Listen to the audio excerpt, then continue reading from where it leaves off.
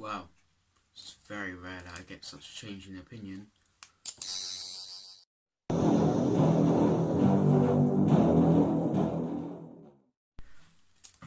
So, hello guys, welcome to my first review on my new channel, and it's of the Tsuranga Conundrum. I've probably still said it wrong. Yes, as you would have gathered from the intro, I had a massive change of opinion in this episode. On first viewing, I quite liked it. Thought it was quite intriguing. It was quite tense.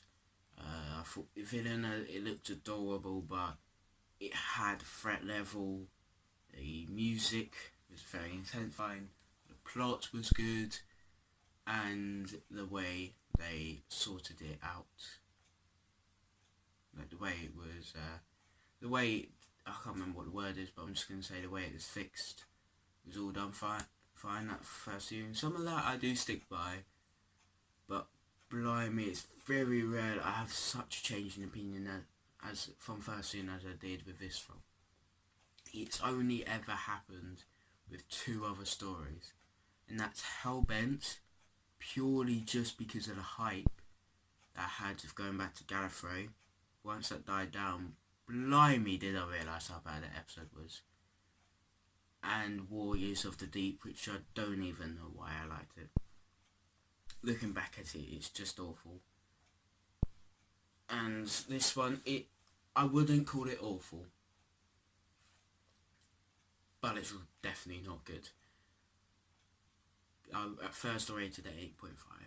But right, so yeah, so first talking point of this episode, and I'm going to start off with the positives, the positives.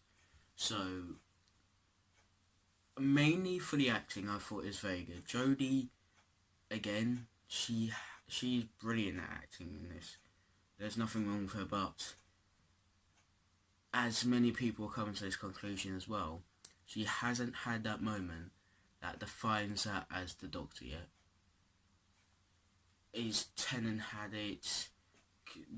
I felt like Tennant had it as soon as he stepped out of the TARDIS. The confidence he had, just everything.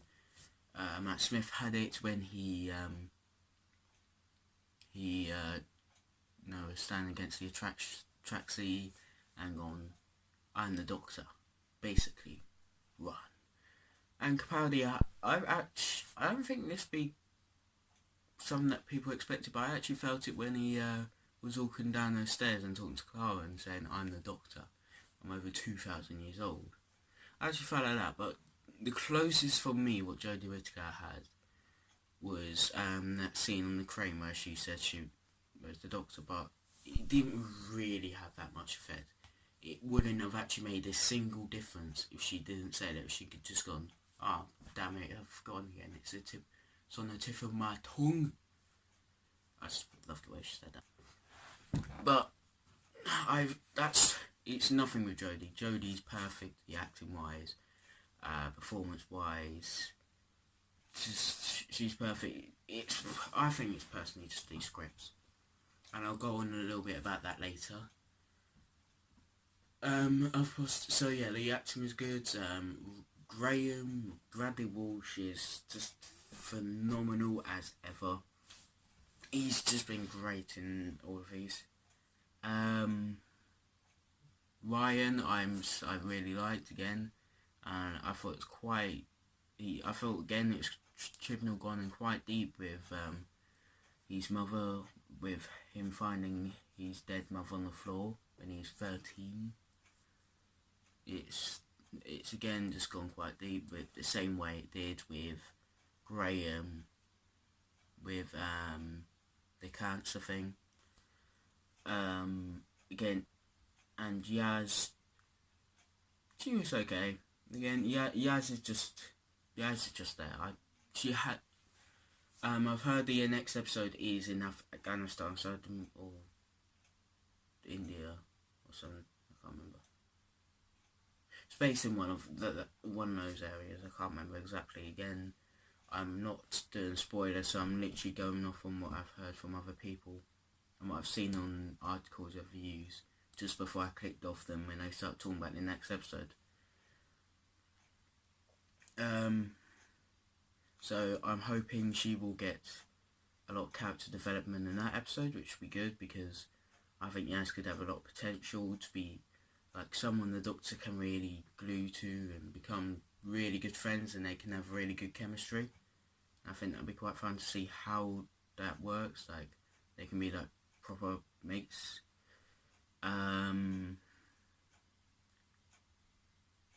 Yeah.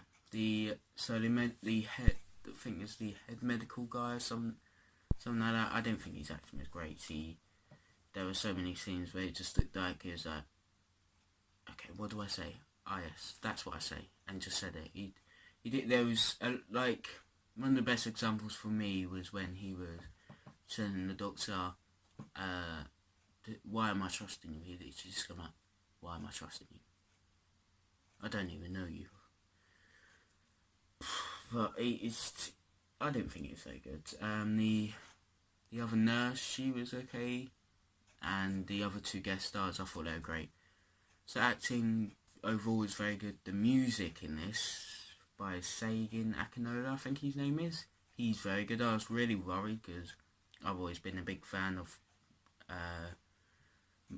Murray Gold's work, so I thought it wouldn't really feel as Doctor Who as Murray's work did, but so far it's been fantastic. And the music, at times it felt really over dramatic or slightly outpaced what's going on, but I think that's the monster, which I'll again get onto later. And you've probably guessed that's not going to be in the positive section. But yeah. So the music was great, acting was great. The plot of it, I didn't think was too bad. I still stand by that, and especially the way it got fixed. I think, personally, in my opinion, this was the best way that they've resolved the story. It's up there with The Woman Who Fell to Earth.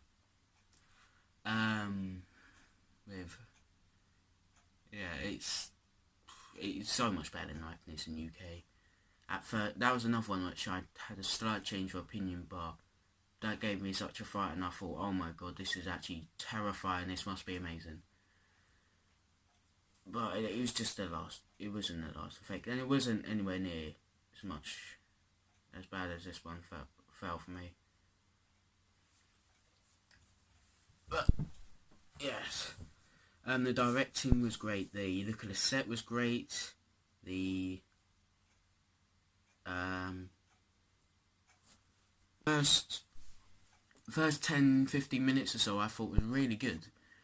I thought it was quite intriguing. It sort of reminded me of the intriguement levels that the Ghost Monument has, but not as much, but of more longer. But it still felt really intriguing. There was a lot going on. But where I thought the episode was just gone straight downhill was when Patung came onto the screens. It's here. I mean, before that, I was getting heavy Listen and Midnight vibes from the episode, and it was just starting to give me chills. But then I saw that, and I was like, oh, that's adorable. And it was supposed to be terrifying. You can see by the way the actors were acting, it was supposed to be something terrifying. And I don't know what happened with the monster, but it's really not terrifying. Most people would look at that and just want to give it a big cuddle. But the biggest error of this story, I think, was the script. And this kind of relates to what I think Chris Chibnall's error is. He's great at, he's usually great at getting the plot. He can really get you into a story, and he's phenomenal at character development. I know what I said about Yaz, but I have a feeling we're going to get a lot more of that from the next episode. But he's really not good at resolving a story. And when it comes to the second half of a story, you can feel it starting to go downhill and him coming out of his, well, comfort zone, I guess, the part of script writing he's best at. I'm not saying he's a bad script writer, because he isn't. I mean, he's really set the series alight, and a lot of people's eyes. The viewing figures have gone straight up. The ratings overall have been very good. And I'm already loving Gray and Ryan. And even though I'm not, like, feeling like... I feel like she's the I feel like Jodie Whittaker's the Doctor. But again, she just hasn't had that big moment where you just feel she is right for that role. She was meant to be there. But even so, I do really like her character. But I just wish she had a little bit more. But I mean, look at Arachnids in the UK, for example. The creepiness levels of that was so high for the majority of the episode. And then it's as if he just looked at the script and said, oh damn, how do I resolve this?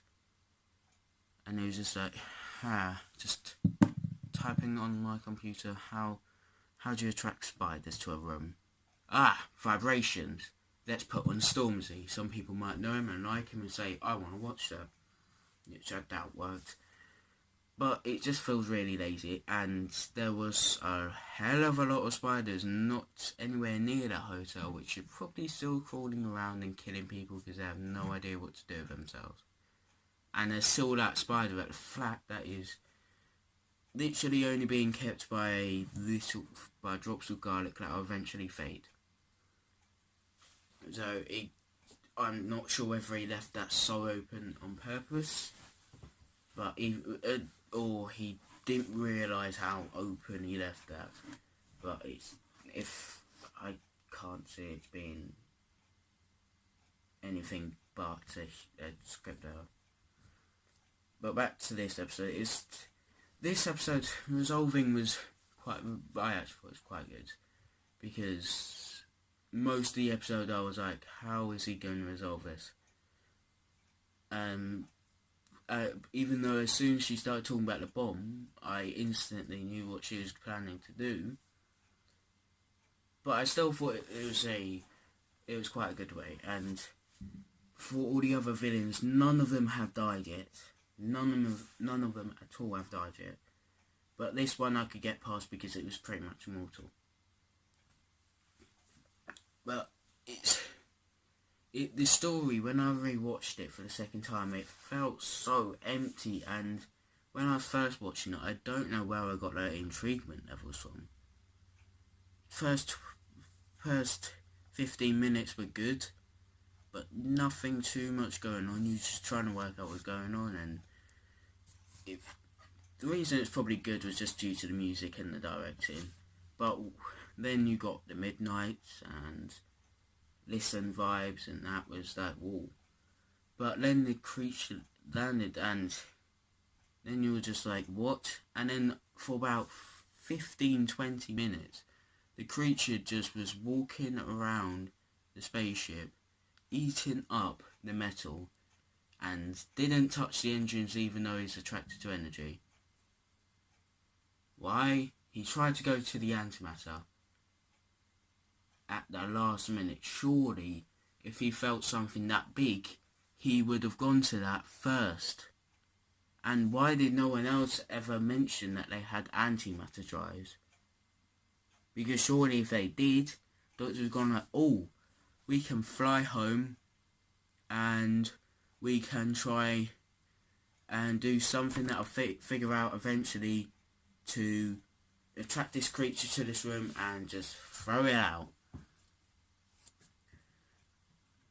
Which, it felt so draggy at points, and I didn't realise that this at first time, but when I watched the reviews and I was like, well, there was a fair bit of talking, but when I watched it, the episode was just pretty much just the Doctor talking. There was hardly any moments where she wasn't talking, and oh my, there was too much talking, and there was hardly anything else going on. And surely with the amount of energy that was surrounding them in that spaceship, you'd expected during the whole time she was talking, this creature would just pop down and just go for what it was after. But it, of course, very conveniently, it waited till the Doctor stopped talking and was slowly and carefully taking out an energy source from another big energy source, which it then turned up when everyone was in position and ready. Very conveniently. It felt like it just, the threat levels of that villain just, it was terrible. It was hardly existing throughout the second half. I remember when I was watching it, I was literally like, where is this creature? It's not been here for ages and I can't even hear it scattering about. I was so baffled by the fact that it felt like it was forgotten about, and then they're like, oh, damn it, that creature's still running about the top of the spaceship. Aha, I know exactly when to bring it down. When everyone's ready and Yaz can boot it out instead of, for some reason, not chucking it out.